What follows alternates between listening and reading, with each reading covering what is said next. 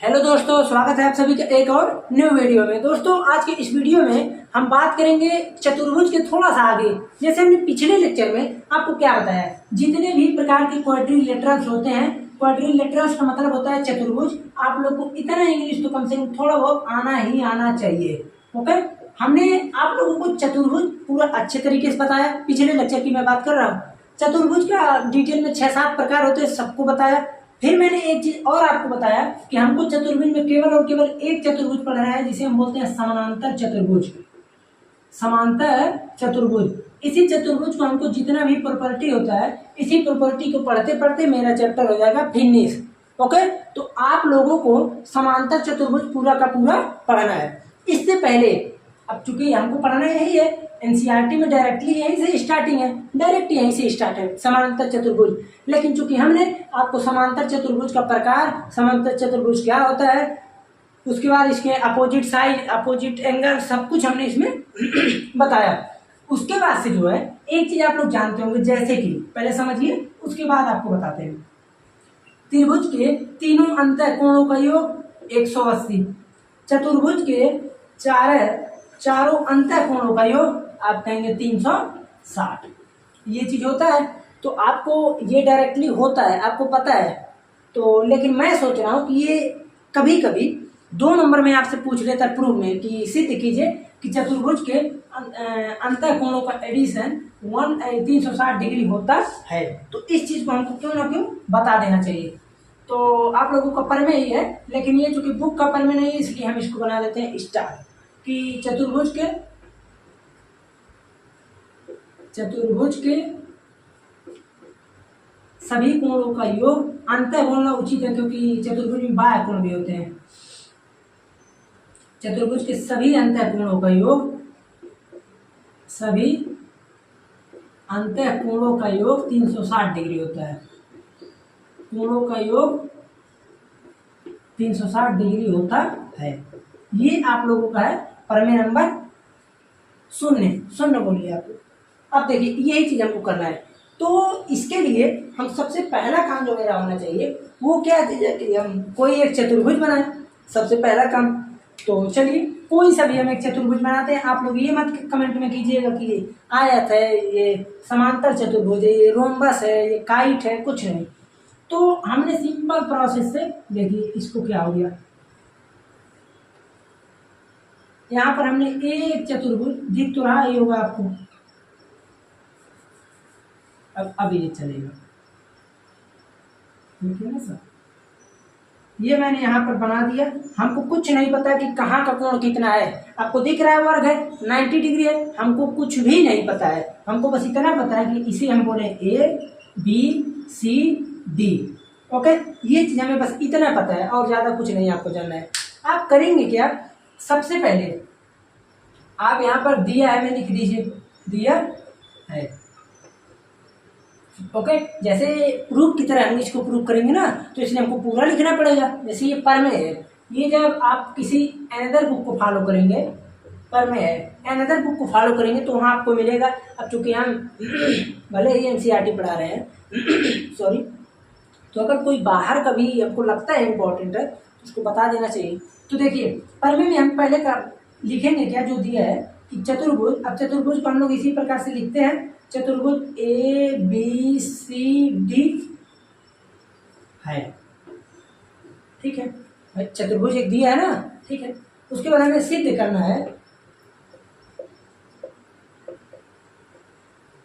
सिद्ध क्या करना है, इसे 1 2 3 4 है ना, सिद्ध करना है कि एंगल 1 2 3 4 इक्वल टू 360 डिग्री। हमें ये चीज प्रूव करना है, ठीक है।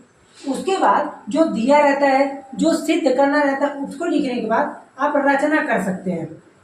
और इतना त्रिभुज आप लोग पढ़े हैं कि रचना कर दे तो समझ जाएंगे। समझना क्या है, ये पूरा कौन सा कोण था, आप कहेंगे 2 था, और ये 4। हम पूरे इसको यहाँ से मिला देते हैं, तो हम ये बोलेंगे कि B से D को मिलाया। ओके, जो ऐसे हम बी से डी को मिलाते हैं, अब यहाँ दो तो है ही है, चार है ही है, लेकिन इस कोण को मैं मान लेता हूँ स्मॉल ए माने नहीं, मैं 5 मानता हूँ, 5 6 7 8। ओके, आप कोई सा भी कुछ भी मान सकते हैं, ये चीज है, आप कहेंगे बिल्कुल है। अब हमको करना क्या है, अब देखिए, अब आप दो त्रिभुज को उठा लीजिए, त्रिभुज उपपत्ति में आप लिख सकते हैं, उपपत्ति यानी सबूत क्या है, तो आप लिखेंगे त्रिभुज ए बी डी में, त्रिभुज ए बी डी में शो कर रहा है इसमें, ठीक है, त्रिभुज ए बी डी में। अब त्रिभुज ए बी डी में देखें तो सभी अंतर कोणों का एडिशन 180 डिग्री होता है, हमको ये पता है, तो हम यहाँ से लिख सकते हैं कि angle 1, angle 6, angle 7 equal to होता है 180 डिग्री। त्रिभुज के तीनों अंतर कोणों का योग है, ये हमें पता है, तीनों अंतर कोण, ओके, ये पता है हमें। फिर उसके बाद हम ए बी डी को लिए है ना, तो इस बार हम बी सी डी को लेंगे, तो इस बार हम लेंगे त्रिभुज बी सी डी में।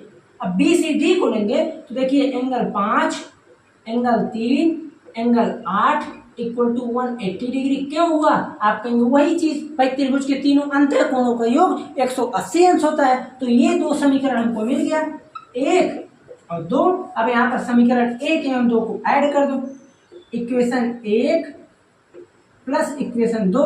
अब ये बताइए, अगर 1 और 2 को हम एडिशन कर देते हैं तो आपको पता होना चाहिए कि LHS को LHS में, RHS को RHS में जोड़ते हैं, तो यहाँ से जोड़ देंगे हम, क्या चीज है, देखिए 1 एंगल 1 प्लस 6 प्लस 7 6 7, फिर उसके बाद 5 3 8 angle 5 3 angle 8 equal to 360 degree. अब आप ये बताइए भाई, 180 180 360 ही होता है, आप कहेंगे ऐसा है, देखिए हम इसको लिख सकते हैं एंगल 1 प्लस एंगल 5 और 6, angle 5 angle 6 angle 3 angle 7 angle 8 equal to 360 degree.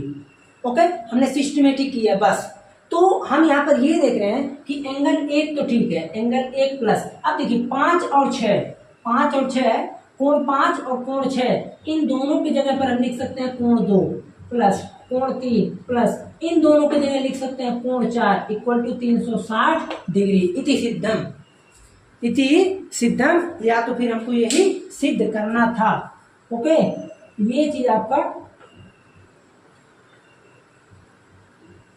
ठीक है, ये रहा आप लोगों का एक शून्य पर में समझ लीजिए कि चतुर्भुज के सभी अंतर कोणों का योग 360 डिग्री होता है। हमें केवल इतना ही जानना था, हमने इस चीज को बता दिया। आप लोगों को मैं आधे मिनट का टाइम देता हूँ, आप लोग इसे एक बार अच्छे तरीके से देख लीजिए, स्क्रीनशॉट ले लीजिए। अब हम चलते हैं अपने मेन टॉपिक पर। अब देखिए, अब चूंकि हम यहाँ पर ये देख रहे हैं कि हमें पढ़ना समांतर चतुर्भुज के गुण, सभी विशेषताएं, जितने प्रॉपर्टी है। तो अब देखिए एक एक प्रॉपर्टी को हम प्रमेय के रूप में सिद्ध करते रहेंगे, सॉल्व करते जाएंगे। तो यहाँ पर हम लिख देते हैं कि समांतर चतुर्भुज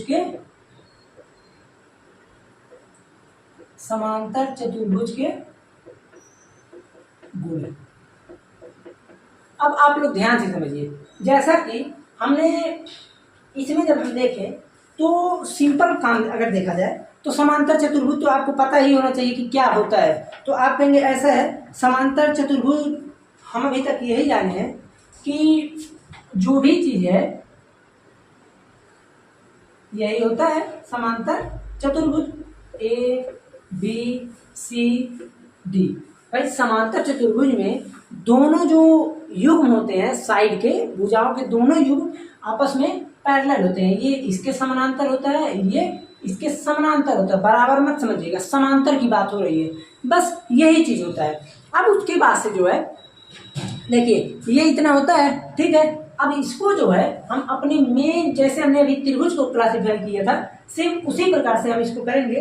तो जब करेंगे इसको सॉल्व तो देखिए कैसे होता है, आइए दिमाग लगाते हैं। समानांतर चतुर्भुज के गुण में सबसे पहले हम ना तो कोई प्रमेय बताते हैं ना तो कुछ, हम आपको इतना बताते हैं कि यहां से समांतर चतुर्भुज में हमने एक विकर्ण बी से डी को मिला देंगे। ओके, बस इतना आपको करना है। उसके बाद कई सारे पर में आपके इसी में खत्म। अब देखिए करना क्या है, आपको जो चीज दिया है अभी हमने आपको जस्ट पीछे बताया कि समानांतर चतुर्भुज। अब समानांतर लिखने की आवश्यकता नहीं है, अब डायरेक्टली ऐसे डायग्राम छोटा सा बना देंगे कि ए बी सी डी दिया है। ओके, फिर उसके बाद आपको सिद्ध क्या करना है, सिद्ध क्या करना है इसको समझिए। आपको सिद्ध ये करना है, सिद्ध करना है कि त्रिभुज ए बी सी सर्वांगसम किसके है, बी सी डी के। मैं क्यों सर्वांगसम कर रहा हूँ इसको अभी आपको बता देंगे। यहाँ से आपको 4-5 पर में मिलेंगे, इसीलिए मैं अभी थोड़ा इसको रहने देता हूँ। सिद्ध करना ये हो गया। फिर उसके बाद रचना में तो बी से डी को मिला देंगे, ये तो हमने पहले ही आपको बता दिया। रचना में बी से डी को मिलाया। अब हम यहाँ पर आते हैं अपने मेन उद्देश्य को। अब ध्यान से समझिए, जब हम इसको प्रूव करने के चलेंगे रास्ते पर, तो हम यहाँ से ये देख रहे हैं कि दोनों त्रिभुजों में बी डी कॉमन है या नहीं। बी डी को छोड़िए, अभी बी डी को छोड़ दीजिए, हम सबसे पहले ये देखते हैं, इतना तो पता है हमको। अब क्या चीज लेना है, त्रिभुज ए बी डी एवं त्रिभुज बी सी डी में। अब इसी में हमको लड़ाई करके प्रूव करना है। देखिए हमें ये दोनों बराबर हैं ऐसा पता नहीं है, ये दोनों बराबर हैं हमें ऐसा पता नहीं है, समांतर है बराबर नहीं है। तो यहाँ से हम जब ये देखें कि अब देखिए ये त्रिभुज और ये त्रिभुज, हम इन्हीं दोनों को ले रहे हैं, तो हम यहाँ से ये चीज लिख सकते हैं कि ए डी पैरेलल टू, यानी किसके, बी सी की। ये चीज हमें पता है, ठीक है। अगर ए डी और बी सी क्या चीज है, समांतर है, ए डी बी सी समांतर है, ये दोनों समांतर हैं, तो ये बताइए ये एक तिर्यक रेखा काट रही है कि नहीं।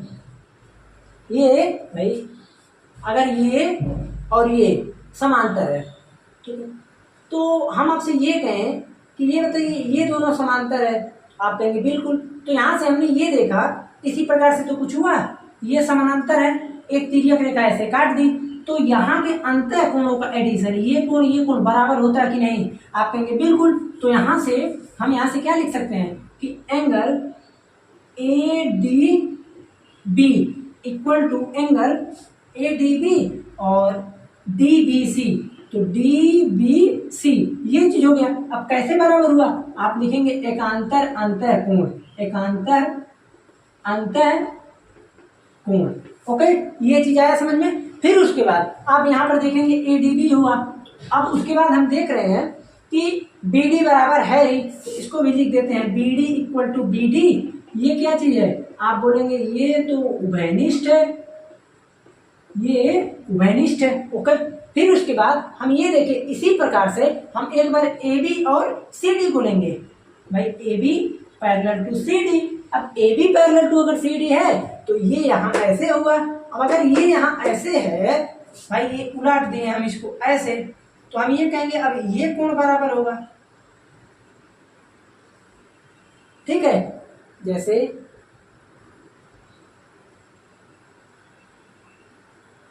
कौन सा कोण बराबर हो रहा है, अभी तक हमने ये देखा कि ये कोण बराबर है। फिर जब हम इसको ये लेंगे तो ये अगर पैरेलल है तो ये कोण और ये कोण बराबर होगा, ठीक है।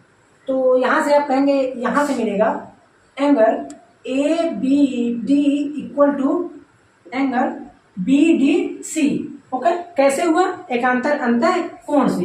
ये ऊपर वाला आप लोग रिपीट कर लीजिएगा। फिर उसके बाद यहाँ से हम ये देख रहे हैं कि हमें ये चीज मिल गया, तो आप डायरेक्टली लिखेंगे कि त्रिभुज ए बी डी सर्वांगसम त्रिभुज किसके, बी सी डी के। कैसे हुआ, आप कहिए देखिए angle side angle A S A सर्वांग समता की कसौटी से। देखिए एक चीज मैं और बता दूं, हमने आपको कहीं कहीं डबल ए एस भी बताया है। ए एस में क्या होता है कि भाई कोई सा भी दो, जैसे ये तो एंगल लेने हम कोई सा भी और साइड कोई सा भी है, ये भी पर में होता है। फिर उसके बाद सर्वांग समता की कसौटी ये भी है। हमने ये चीज और बताया ए एस ए, भाई कोई भी दो एंगल आप किसी को उठा लीजिए, इसको तो इसके बीच का साइड बराबर होना चाहिए। यहाँ का चूंकि दोनों बराबर है, ये साइड बराबर है, इसलिए ये ए एस ए सर्वांग समता की कसौटी द्वारा क्या हुआ, ये प्रूव हो गया। अब आप लोग ध्यान से एकदम समझिएगा, मैं एक ही लाइन में आपको सब सारांश पूरे परमे का सारांश बता देता हूँ। पूरा परमे ऐसे ही प्रूव होगा। अगर आप लोग करना चाहें तो कर सकते हैं, और नहीं करना चाहें तो कोई बात नहीं। जैसे देखिए, सबसे पहला काम, अगर त्रिभुज 1 और त्रिभुज 2 हम ये देखें कि ये सर्वांगसम प्रूव हो चुका है। अगर सर्वांगसम प्रूव हो गया तो ये बताइए, हम यहाँ से ये नहीं देखें कि यहाँ से ए बी, अब देखिए ये आपका निष्कर्ष है, ये इतना आपको ठीक है। ये आपका निष्कर्ष क्या है कि ए बी जो है सी डी के बराबर होगा। भाई ए बी बराबर होगा C D, okay. A D बराबर होगा बी सी, आप लोग ध्यान से समझिएगा, ओके। फिर हम ये देखें कि एंगल ए बराबर होगा एंगल सी के। हमने ये देखा एंगल बी बराबर होगा एंगल डी के। अब यही जितना मैं बताया सब परमेय है। कैसे परमेय है, ध्यान से सुनिए, केवल परमेय को आप लोग सुनते रहिए। पहला परमेय ध्यान से समझिए, पहला परमेय है कि किसी समांतर चतुर्भुज का एक विकर्ण, ध्यान से सुनिएगा, मैं लिखूंगा नहीं, किसी भी शॉर्ट लेक्चर में मैं बना दूंगा किसी दिन। पहला प्रमेय है कि किसी समांतर चतुर्भुज का एक विकर्ण उसे दो सर्वांगसम त्रिभुजों में विभाजित करता है। किसी समांतर चतुर्भुज का एक विकर्ण उसे दो सर्वांगसम सर्वांगसम त्रिभुज में विभाजित करता है। पहला प्रमेय मेरा प्रूव हो गया कि नहीं, हमने प्रूव कर दिया ना कि ये सर्वांगसम है। तो हम यहाँ से बोल सकते हैं कि जो हमारा एनसीईआरटी का पहला प्रमेय है वो हमने इसे प्रूव कर लिया। पहला प्रमेय क्या है कि किसी भी समांतर चतुर्भुज में एक विकर्ण, किसी समांतर चतुर्भुज में एक विकर्ण उसे दो सर्वांगसम त्रिभुजों में विभाजित करता है। पहला प्रमेय। दूसरे प्रमेय पर आते हैं। आपको दूसरा प्रमेय जो है, इसीलिए मैं आपको आइडिया लगाकर बताया हूं, नहीं तो आप लोग परेशान रहते उसी में। दूसरा है कि एक समांतर चतुर्भुज में सम्मुख भुजाएं बराबर होती हैं। तो एक समांतर चतुर्भुज में सम्मुख भुजाएं A D B C, A B C D, ये आपका प्रमेय नंबर 2 है कि नहीं, आप लोग बताइए। आप कहेंगे बिल्कुल है भाई। अगर आपको अलग से बोलता है कि ये प्रमेय प्रूव कीजिए कि किसी भी समांतर चतुर्भुज में उसकी सम्मुख भुजाएं बराबर होती हैं, सब कुछ ऐसे प्रूव करके लिख दीजिए कि ये बराबर ये सीपीसीटी, ओके। ये पूछ रहा है, आप यही लिख दीजिए कि ये सर्वांग समता की कसौटी सर्वांगसम हो गया। पहला प्रमेय क्या है कि किसी भी समांतर चतुर्भुज में उसका जो भी एक विकर्ण हम खींचेंगे उसे दो त्रिभुजों में, वो भी सर्वांगसम त्रिभुजों में विभाजित करता है। दूसरा प्रमेय क्या है कि कोई भी समांतर चतुर्भुज ले लें तो सम्मुख भुजाएं बराबर होती हैं, दूसरा प्रमेय। अब उसके बाद आते हैं तीसरा प्रमेय पे। तीसरा प्रमेय क्या है, यदि एक चतुर्भुज, तीसरा प्रमेय है यदि एक चतुर्भुज, कोई सा भी एक चतुर्भुज ले लें जिसकी सम्मुख भुजाएं बराबर हो। फिर से सुनिए, यदि एक चतुर्भुज, मैं समांतर की बात नहीं कर रहा हूं, यदि एक चतुर्भुज जिसकी सम्मुख भुजाएं आपस में समान होती हो वह समानांतर चतुर्भुज होता है। भाई फिर से सुनिए, हम पहले दूसरा बताते हैं। दूसरा, समांतर चतुर्भुज में उसकी सम्मुख भुजाएं बराबर होती हैं।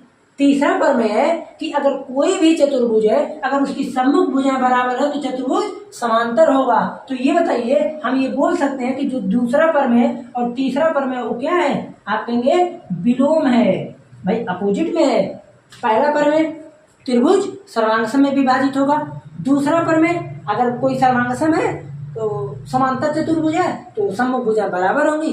तीसरा प्रमेय अगर कोई किसी भी चतुर्भुज की भुजाएं समान है, सम्मुख भुजा, तो समांतर चतुर्भुज होगा। अब चौथा प्रमेय आते हैं, एक चतुर्भुज में उसके सम्मुख कोण, ये कोण ए और सी, बी और डी, किसी चतुर्भुज में उसके सम्मुख कोण बराबर होते हैं। उसके बाद आपका जब छठवां प्रमेय देखेंगे,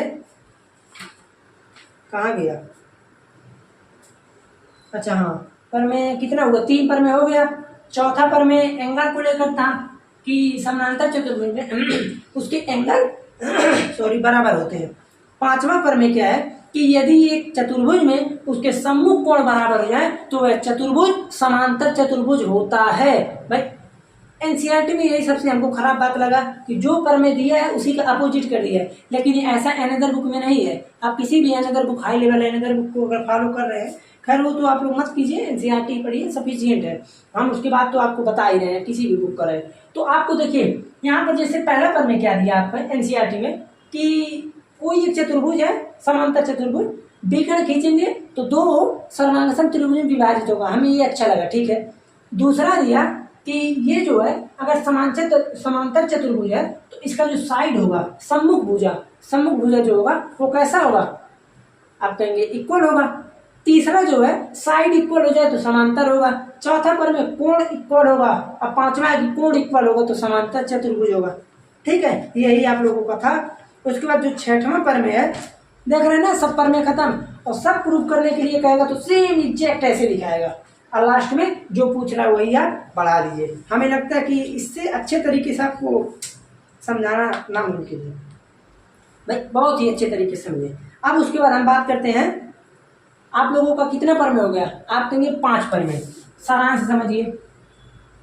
पहला प्रमेय, कोई भी एक समानांतर चतुर्भुज ले लें तो उसका जो हम डायगोनल खींचेंगे विकर्ण, उसे दो परस्पर सर्वांगसम त्रिभुजों में विभाजित करता है।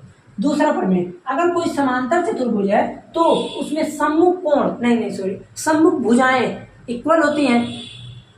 तीसरा, अगर कोई चतुर्भुज जिसकी सम्मुख भुजाएं समान हो, दोनों सम्मुख भुजाएं समान हो तो कौन सा चतुर्भुज होगा, समानांतर चतुर्भुज। चौथा, अगर कोई समांतर चतुर्भुज है तो सम्मुख कोण बराबर होते हैं।